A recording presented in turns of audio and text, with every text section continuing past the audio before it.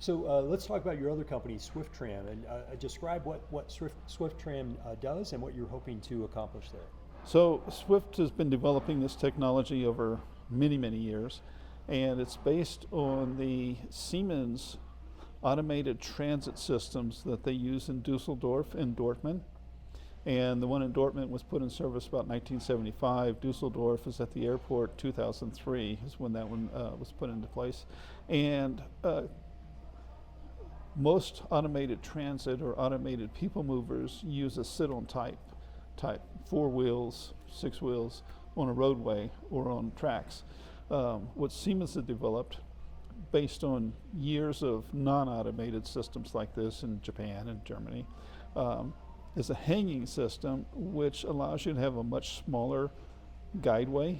You can be down to a couple of feet for the guideway instead of 8 or 10 feet wide. And because of the natural centrifugal force, when you go around corners, they're always in equilibrium. So there's never, leaning back and forth. There's never that jostling back and forth that you get with a sit-on type system. And so we've been developing the drive systems, which run inside of the guideway tube above the vehicle, and the control softwares for that. So what would that look like if that were implemented here in Boulder or along the Front Range? What would that actually look like for residents? Well, what you would see is a 2 foot to 3 foot diameter tube up about the level of the streetlights, and generally there'd be 2 of them, vehicles going in each direction.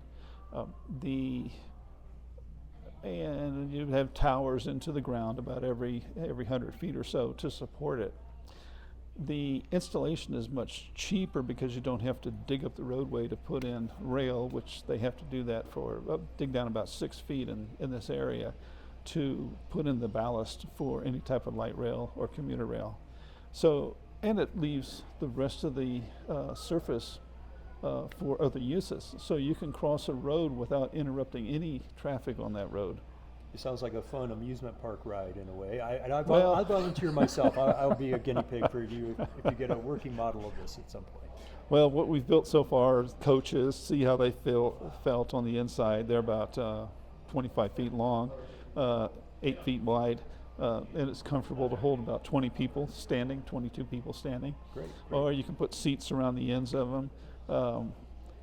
Key features are the energy efficiency of a design like this, because it allows us to build the coaches in a very streamlined fashion, approaching that of small jets. And so your coefficient of drag is about 10% of what it is on a conventional type sit-on-top system. Right. So the smaller systems we looked at of a mile or less are easy to run on solar energy that would be placed on top of the boarding stations.